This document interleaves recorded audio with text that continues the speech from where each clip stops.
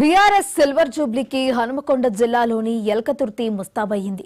ఈ సభను అత్యంత ప్రతిష్టాత్మకంగా తీసుకున్న కారు పార్టీ తన బలగాన్ని అధికార పార్టీకి మాత్రమే కాకుండా దేశమంతా చూపించేందుకు సిద్ధమైంది. ఇందుకోసం 1213 ఎకరాల విస్తీర్ణంలో సభా ప్రాంగణం ఏర్పాటయ్యింది. 5 ఎకరాల్లో ప్రధాన వేదికను సిద్ధం చేశారు. సుమారు 500 మంది ముఖ్య నేతలు కూర్చునేలా భారీ వేదికను తయారు చేశారు. అలాగే వాహనాల పార్కింగ్ కోసం 1059 ఎకరాల్లో విశాలమైన స్థలాన్ని బీఆర్ఎస్ పార్టీ కేటాయించింది.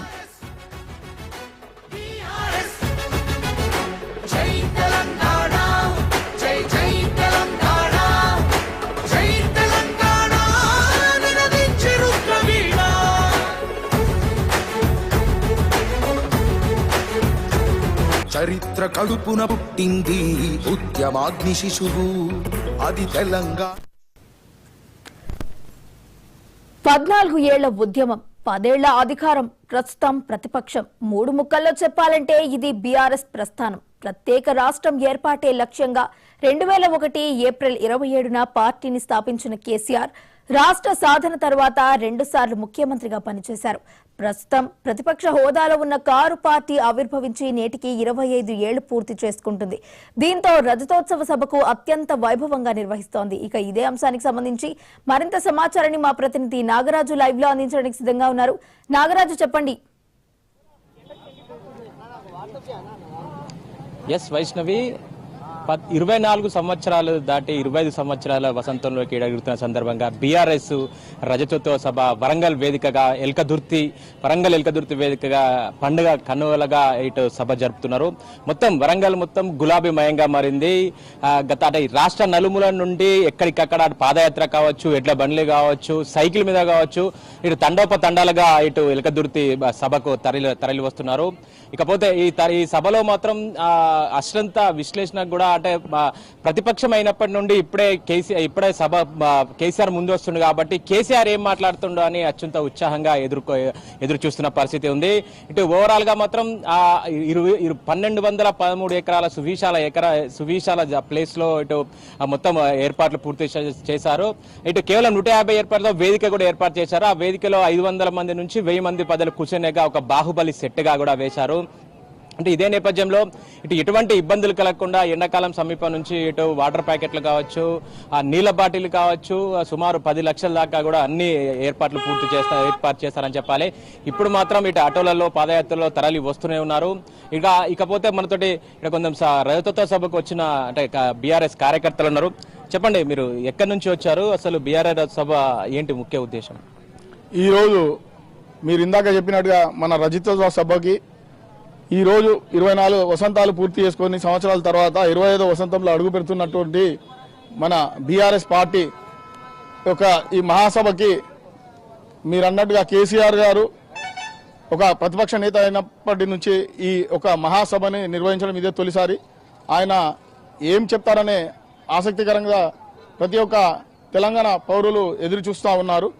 కాబట్టి ఇంకోటి, మనము సుదీర్ఘమైన 14 సంవత్సరాల పోరాటం తర్వాత మన తెలంగాణ రాష్ట్రాన్ని సిద్ధించుకొని ఒక 10 సంవత్సరాల వసంతాలు పూర్తి చేసుకున్న సుపరిపాలనలో మంచి ఫలితాలు అనుభవించి మన తెలంగాణ ప్రజలు ఈ సంవత్సరంన్నర కాలంలో ఈ దరిద్రమైన పరిపాలనలో మనకు మన రాష్ట్ర ప్రభుత్వం గతంలో అందించిన రైతు బీమా అయితేమి, రైతు భరోసా అయితేమి, ఈ యొక్క కార్యక్రమాలు ఏ ఒక్కటి కూడా అందించకపోవడం, అదేవిధంగా పెన్షన్ల విషయంలో కూడా ముసలి వారిని, అదేవిధంగా వితంతులని ఇబ్బందులకు గురి చేస్తున్నటువంటి ఈ రాష్ట్ర ప్రభుత్వం వైఫల్యమైనట్టు ప్రతి ఒక్కరు భావిస్తున్నారు. ఈరోజు నిజంగా చెప్పుకోవాలంటే నిజంగా కూడా కేసీఆర్ గారు ఒక పెద్ద కొడుకుగా మన ఇంట్లో ఉన్న వృద్ధులకి ప్రతి ఒక్కరికి కూడా పెన్షన్లు ఇచ్చి ఆదుకున్న పరిస్థితి. 500 పెన్షన్ 2000 రూపాయల పెన్షన్ వరకు తెచ్చినారు. అదేవిధంగా ఎలక్షన్లో దొంగ హామీలు ఇచ్చి 5000 ఇస్తాను, 3000 ఇస్తాను వాగ్దానాలు చేసి ఇచ్చే పెన్షన్లు కట్ చేసి ఇచ్చేవారికి కూడా సకాలంలో అందించకపోవడం ఎంతో పెద్ద వైఫల్యము. దీనివల్ల పాపం మన గ్రామాలలో ఉన్న వృద్ధులు అందరూ కూడా ఇబ్బందుల పాలవుతున్నారు. అదేవిధంగా రైతులకైతేనేమి రైతు భరోసా రైతు బీమాలో అట్టర్ ఫ్లాప్ అయింది ఈ రాష్ట్ర ప్రభుత్వం. నేను ముఖ్యంగా మన తెలంగాణ రాష్ట్రంలోని మహేశ్వరం కాన్స్టిట్యున్సీ నుంచి రావడం జరిగింది. నాది మీర్పేట్ మున్సిపల్ కార్పొరేషన్. నేను మా మిసెస్ ఎక్స్ కార్పొరేటరు. ఈరోజు నేను ఇంత దూరానికి రావడానికి కారణం ఏంటంటే మన రాష్ట్ర ప్రభుత్వంలో మన రైతులు పడుతున్న గోసాని ఈరోజు మన మాజీ ముఖ్యమంత్రి వర్యులు మన తెలంగాణ జాతి కేసీఆర్ గారు ఈరోజు ఏం చెప్తారు, ఏంది దిశానిర్దేశం ఏమిస్తారు, రేపు మనం మళ్ళీ రాబోయే ఎలక్షన్లో మన ప్రభుత్వం ఖచ్చితంగా వస్తుంది. మన తెలంగాణ ప్రభుత్వం రావాలని ప్రతి ఒక్క పౌరుడు, ప్రతి ఒక్క వ్యక్తి తెలంగాణ రాష్ట్రం రావాలి. అదే మళ్ళా కేసీఆరే అధికారం చేపట్టాలి. మమ్మల్ని పరిపాలించే శక్తివంతుడైన కేసీఆర్కే ఉంది. ఈ యొక్క రేవంత్ రెడ్డి దొంగ హామీలు, దొంగ మోసాల వల్ల మేము ఓట్లేసి గోసపడుతున్నాం. ఆ రోజు ఎలక్షన్లో కేసీఆర్ గారు చెప్పారు, మరి మోసపోకండి, గోసపడకండి.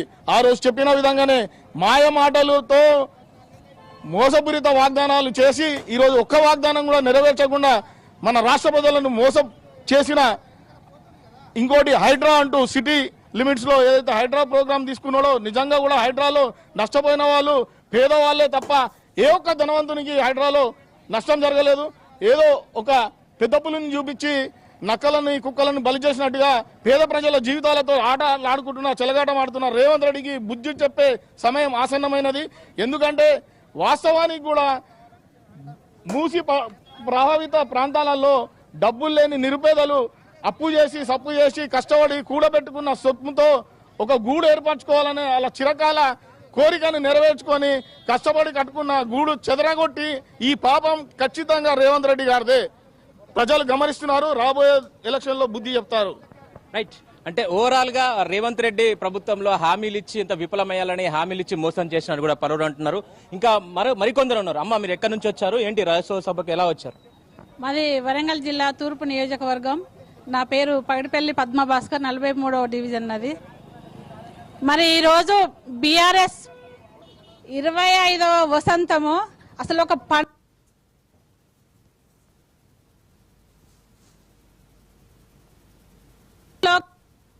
వాళ్ళు ఇచ్చినటువంటి హామీలు ఒకటి కూడా నెరవేరలేదు. ఎందుకంటే వాళ్ళు 6 ప్రకటించిండ్రు, 6 పథకాలను గ్యారంటీలను ప్రకటించిండ్రు. ఆ గ్యారంటీలలో ఏది కూడా వాళ్ళు అమలు పరచలేదు. ఒకే ఒక్కటి మాత్రము ఫ్రీ బస్సు మహిళలకి, మీరు కొట్టుకోండి, తన్నుకోండి, గుద్దుకోండి, మేము మాత్రం హాయిగా చూసుకుంటాం, మా బంగ్లాలలో కూర్చొని చూస్తాం అని మాత్రం అదొక్కటి మాత్రం సక్సెస్ఫుల్ గా చేసిండ్రు. మరి ఆ విధంగా పరిపాలన జరుగుతుంది. అది అన్యాయంగా ఉంది, దరిద్రం అంటే దరిద్రంగా ఉంది. 10 సంవత్సరాల కాలంలో కేసీఆర్ గారు ఎంతో అభివృద్ధి చేసిండ్రు. వికలాంగులకు పెన్షన్, రైతులకు సాగునీరు, తాగునీరు, నిరంతర విద్యుత్తునిచ్చిండ్రు. విద్యార్థులకు మంచి అవకాశాన్ని, విదేశాల్లో వెళ్ళడానికి స్కాలర్షిప్ ని కూడా ఇప్పించి మరి పిల్లలలో మంచి అవకాశాన్ని ఏర్పాటు చేసిండ్రు కేసీఆర్ గారు. మరి అలాంటి పాలన కనుమరుగా అయిపోయింది 14 నెలల నుండి. మరి అది మళ్ళీ ఈ ప్రభుత్వాన్ని రాకుండా చేయాలంటే ఇప్పుడు ఈ సభను విజయవంతం చేయాలని మా బీఆర్ఎస్ కార్యకర్తలు, చోటా మోటా నాయకులు అందరం కూడా పెద్ద ఎత్తున మా కేసీఆర్ గారు అంచనాలకు మించి ఈ సభకు రావడం జరుగుతుంది. జై కేసీఆర్, జై తెలంగాణ. ఉచిత బస్సు ప్రయాణం వేస్ట్ అంటారా? వాళ్ళు మహిళలు యూజ్ చేసుకుంటారంటారా? యూజ్ చేసుకోవడం అంటే స్కూల్ పిల్లలకి అంటే మామూలుగా అత్యవసరాలకు ఉపయోగపడేలా ఉండాలి, కానీ అనవసరం వాటికి ఉపయోగపడే విధంగా రేవంత్ రెడ్డి గారు ఈ బస్సులను చేసిండ్రు. అది మాత్రం యూజ్ఫుల్ కాదు.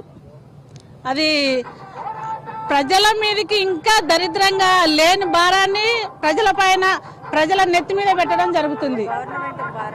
గవర్నమెంట్ కు భారం అంటే అది ఎవరి మీద వేస్తారు? మళ్ళీ ప్రజల మీద వేస్తారు. దీనివల్ల ఉపయోగం అనేదే లేదు.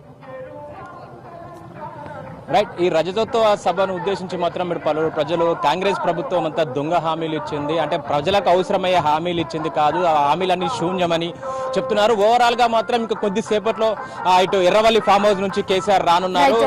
స్వయంగా హెలికాప్టర్ లో ఇక్కడ సభాస్థలికి 5 గంటల నుంచి రానున్నారు. ఓవరాల్ గా ఇది పరిస్థితి. Video journalist. Right, thank you Nagaraju.